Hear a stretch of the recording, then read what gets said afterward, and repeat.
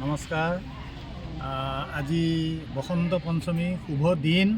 এই শুভ দিনত মই আমাৰ উত্তৰ গুৱাহাটী অঞ্চলৰ বিশেষকৈ যিখিনি ৰাইজ আছে, অভিভাৱক, ছাত্ৰ ছাত্ৰী, শিক্ষক শিক্ষয়িত্ৰী যিমান আছে সকলোকে আমাৰ এই আউনীআটী কমলদেৱ উচ্চতৰ বিদ্যালয়ত আহি পঢ়িবলৈ মই বা তেওঁলোকৰ ল'ৰা ছোৱালীখিনিক পঢ়াবলৈ আহ্বান জনাইছোঁ। প্ৰথম বাক্য ইয়াত আপোনালোকক কিয় কৈছোঁ, ইয়াতে আমাক পঢ়াৰ কাৰণে যিখিনি লাগে, ওচৰে পাঁজৰে থকা যিমানেই বিদ্যালয় আছে, ইংৰাজী মাধ্যমেই হওক বা অসমীয়া মাধ্যমেই হওক, তাতকৈ আমাৰ ইয়াত পঢ়া শুনাৰ কাৰণে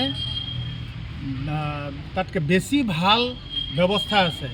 ভাল ভাল শিক্ষক শিক্ষয়িত্ৰী আছে আৰু আমাৰ ইনফ্ৰাষ্ট্ৰাকচাৰ যিটো আছে, স্কুলৰ ক্লাছৰুম, বিল্ডিং, আনকি বান্দৰ চান্দৰৰ পৰাও এতিয়া সুন্দৰকৈ সুৰক্ষিতভাৱে ক্লাছবিলাক এটেণ্ড কৰিব পাৰে। ধুনীয়া খেলপথাৰ আছে আৰু ধুনীয়া চবতকৈ ভাল তদাৰক কৰি থকা, অনবৰতে চকু দি থকা আমাৰ গভৰ্ণিং বডি আছে। ইয়াতে স্কুল মেনেজিং কমিটি আছে। ইয়াতে এতিয়া মই আহ্বান কৰিম, আমাৰ যিমান স্কুলৰ শিক্ষক শিক্ষয়িত্ৰী আছে তেওঁলোকে নিজৰ ল'ৰা ছোৱালী আৰু ৰাইজৰ যিমান ল'ৰা ছোৱালী আছে গোটেইখিনি আনি ইয়াতে পঢ়া শুনাৰ কাৰণে এডমিশ্যন দিব লাগে, নামভৰ্তি কৰাব লাগে আৰু সুখ্যাতিৰে উত্তীৰ্ণ হৈ যাব লাগে। এইখিনিকে মই ক'লোঁ।